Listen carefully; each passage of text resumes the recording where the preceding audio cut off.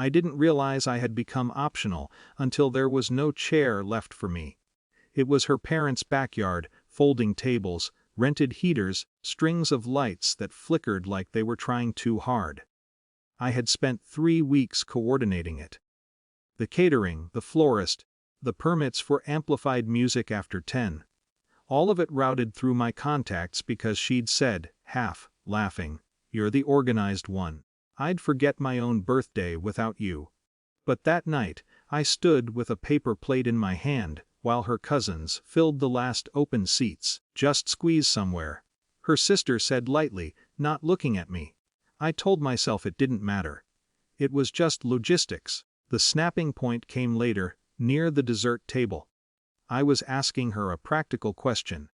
Whether she'd confirmed the final headcount with the caterer, because they'd texted me about an increase. She was already stressed, I could see it in her jaw. "Can you not?" she said first. Then louder, because her uncle had asked what was going on. "We don't need you to manage everything." There was a pause. A small audience forming. Her mother chimed in with a tired smile. "You're always in the way with these details." Laughter, not cruel, just dismissive. The kind that erases you. I felt something retreat inside me. Not even embarrassment. Just a clear, quiet understanding. I nodded once, put the plate down. Picked up my bag. No one followed me to the gate. Driving home, I replayed it, trying to see if I'd overstepped.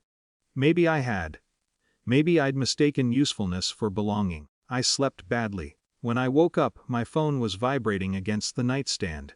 7 missed calls, 2 from unknown numbers, 1 voicemail from the venue coordinator, her voice clipped and professional.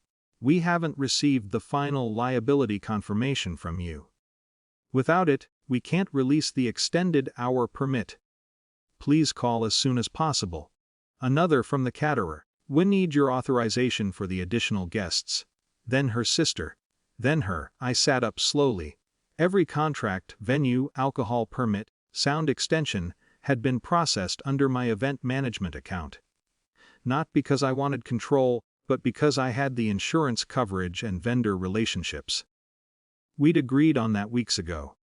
Without my written confirmation, nothing could legally proceed past 9 p.m. I listened to her voicemail last. Her voice sounded different. Not angry. Unsteady. "Can you call me? They're saying the music has to shut down early. The venue manager is asking for you specifically." I didn't realize. She didn't finish the sentence. I showered, made coffee. "Let the calls come in again." At 9:17 am, the venue manager called back. His tone was unmistakable, formal, procedural.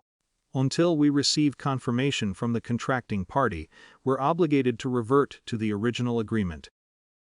That means no extended permit, no additional occupancy clearance. It's not personal, it's policy, policy, liability, insurance, words that don't bend around hurt feelings." By 10, her name lit up my screen again.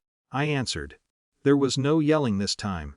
"I didn't know it worked like that," she said. "They're saying everything's under you." "It is," I replied. A silence. I could hear voices in the background. Her mother asking something sharply. "They won't talk to us," she said. "They keep saying they need you." I waited. "I'm sorry about last night," she added quickly. "We were overwhelmed." It wasn't a full apology. It was a bridge made of thin wood. "I wasn't trying to control anything," I said. "I was just handling what we agreed I would." "I know." Another silence. Heavier now. "Can you fix it?" she asked. I could have refused. Legally, I was within my rights. No confirmation, no event. But revenge felt loud, and I was tired of loud. "I'll call them," I said. "But we need to be clear about something." She didn't argue. An hour later, we were on a 3-way call with the venue manager. His voice was steady, impersonal. "Once Ms. confirms in writing, we can reinstate the extended permit. Without that, we must adhere to the initial contract. No ambiguity, no room for reinterpretation." Her family could hear it. The authority didn't belong to emotion. It belonged to paperwork. I sent the confirmation email while they were still on the line. "There," I said. "It's done." Relief flooded through her voice. "Gratitude, too." though it sounded mixed with something else. Recognition, maybe. After we hung up, she stayed on the call with me. "I didn't mean what I said," she began. "I believed her in the way you believe someone who doesn't fully understand their own patterns." "I know," I said. "But it wasn't the first time I've felt extra." She exhaled slowly. "I don't want to be the person who only values you when you're useful." Neither of us rushed to promise anything. That afternoon, the event continued as planned. Music past 10. Extra tables set up, guests laughing under string lights. I didn't go back. Later, she texted a simple thank you.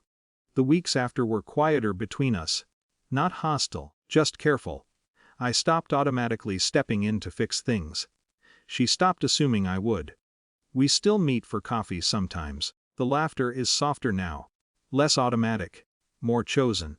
Walking out that night wasn't dramatic. It didn't end a friendship or start a war. It did something smaller and harder. It proved I could leave without burning anything down. And that, somehow, changed the balance more than any argument would have.